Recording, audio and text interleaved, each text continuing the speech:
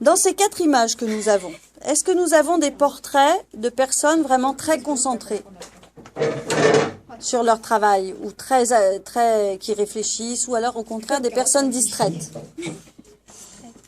Plutôt distraites. À quoi on voit, par exemple, dans ce travail, que la personne est distraite? Les marques de stylo, exactement. Les marques de stylo. Et le portrait, il se fond avec quoi?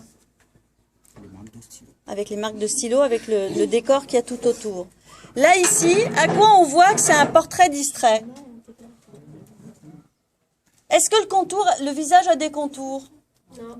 Donc, qu'est-ce qui se passe? On le confond, exactement, avec le fond aussi. Celui-là, à quoi on voit qu'il est distrait, le rouge? Qu'est-ce qu'il a fait avec les contours? Comment ils sont, les contours? En gras. En gras. Et comment il a tracé ces contours? Est-ce que c'est un trait sûr ou au contraire un trait qui se reprend plusieurs fois et qui fait comme des ratures? Des ratures. Des ratures, il faut faire comme si c'était des ratures. Mais maintenant, là, on a un élève, ici, qui fait quelque chose d'assez vraiment distrait. Quelle est la différence remarquable de ce qui se passe ici, pour ce dernier, ce 4e? Qu'est-ce qu'il y a de bizarre? Pourquoi elle est distraite? Parce qu'elle a fait sur une carotte, alors que les autres ont fait sur quoi? Sur la feuille de papier. Vous avez l'habitude de travailler sur la feuille de papier. Là, l'élève est vraiment distraite, elle le fait dans une carotte. Donc, elle est en train de sculpter la carotte. Qu'est-ce qui va se passer ensuite? On va manger la carotte. Donc, qu'est-ce qui va faire le portrait? Il va disparaître. Quand on est distrait, est-ce qu'on n'est pas en train de disparaître de l'espace où on se trouve? Bah si. Donc, vous voyez, il y a la disparition. Ce que je vais vous demander chez vous, c'est de choisir des supports. Vous allez trouver des matériaux, des supports originaux pour bien exprimer cette distraction. Qu'est-ce qu'on pourrait utiliser d'autre, par exemple? Pomme de terre. La glace. Alors, pourquoi la glace, ça serait intéressant? Parce que ça fond. Donc, effectivement, il faudrait trouver un moyen pour venir avec de la glace et que ça se conserve une bonne partie de la journée et qu'on le fasse fondre en cours. Effectivement, alors ça, dans la glace, ça serait stupéfiant. Quoi d'autre encore comme support? Dans de l'eau. Qu'est-ce que tu peux faire dans de l'eau?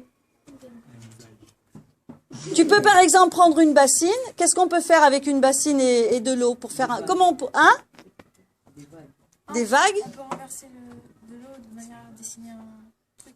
Alors comment tu peux faire pour dessiner dans de l'eau un visage qui va bouger avec les vagues et comment on peut s'y prendre?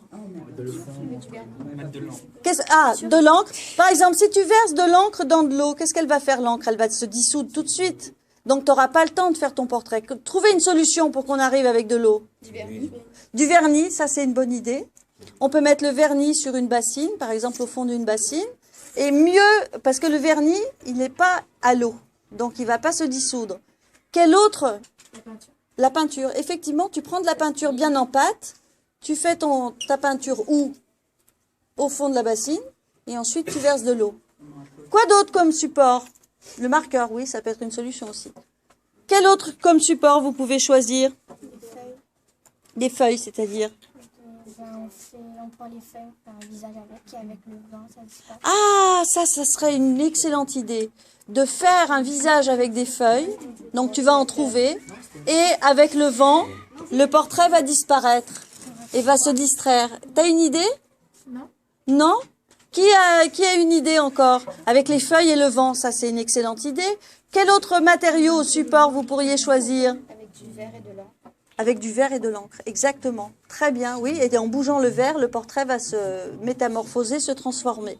Donc vous allez continuer sur votre feuille de papier à faire encore plus distrait le portrait. Et ici, il y a une chose particulière. Dans quelle direction regardent les yeux? Est-ce que les yeux nous regardent en face? Ils sont en bas, donc c'est comme s'il était attiré par quelque chose d'autre. Il y a la direction du regard aussi. D'accord?